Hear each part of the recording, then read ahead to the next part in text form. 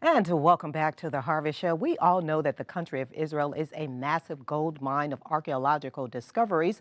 One such discovery is the Tell of Lachish. Omer Eshel joins me from the ruins of Lachish with the history of this ancient yet fascinating site. Omer, welcome to the show. Tell me, what is a tell, and is that a Hebrew word? Shalom, Valerie, and shalom, everybody. Great to be back on the show. We are now today at Tel Lachish, which is one of the most important biblical mounds in Israel.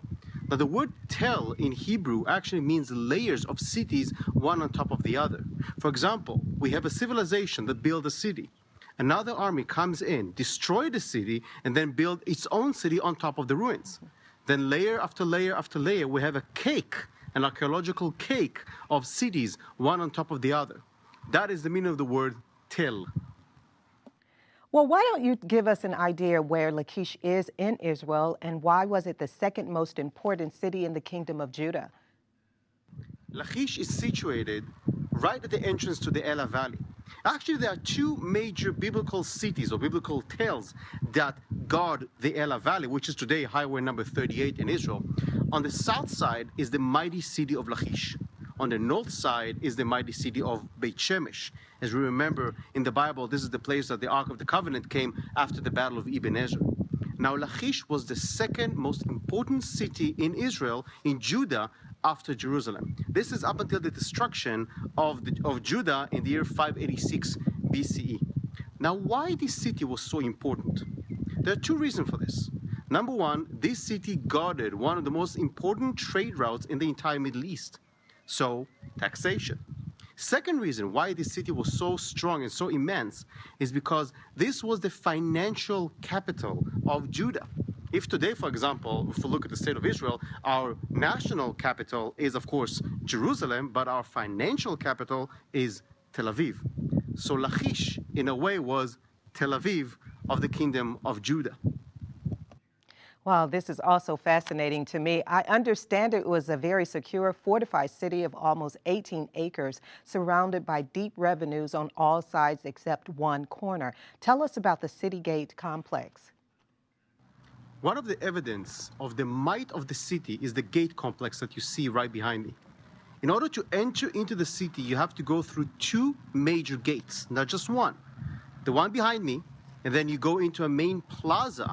From that plaza, you have to turn, like so, and then attack the other gate, which is behind me. Now, why is that?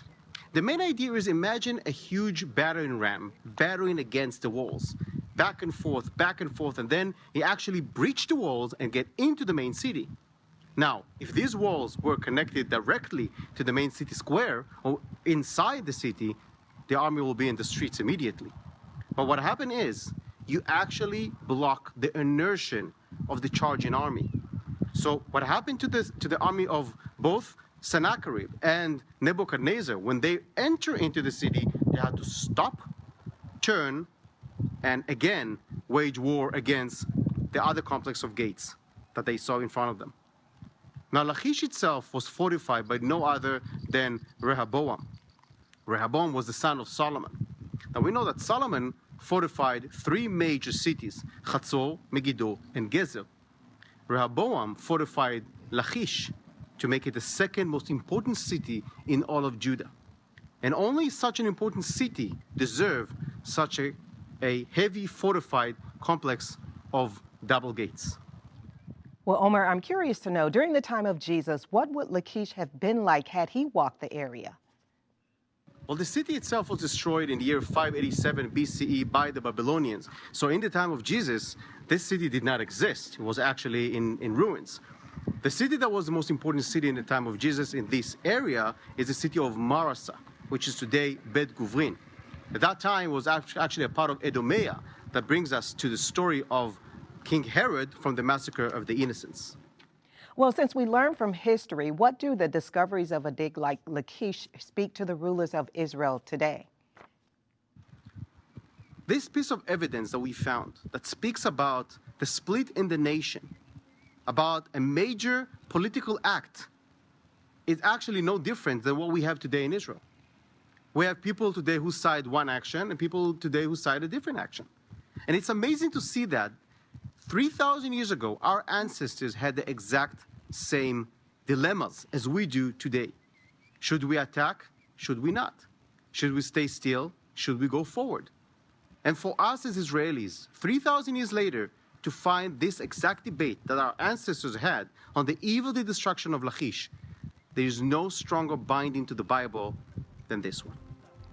Wow, so fascinating. Thank you, Omer, for being with us today from Lachish, and we look forward to you being with us again. Thank you. Thank you so much for having me again on the show. And see you soon in Israel, where the Bible comes to life. Indeed, you will. For more information or to connect with Omer, visit The Bible Comes to Life at tbctl.com. And if you'd like to find out more about taking a trip to the Holy Land, visit lacitours.com. And as always, we'll have links to those posted on the Harvest Show Facebook page, harvest-tv.com. Coming up later, Brian Bush with the latest news from Israel. But up next, actor Kirk Cameron shares why he is trying to ignite a prayer movement in the United States. We'll be right back.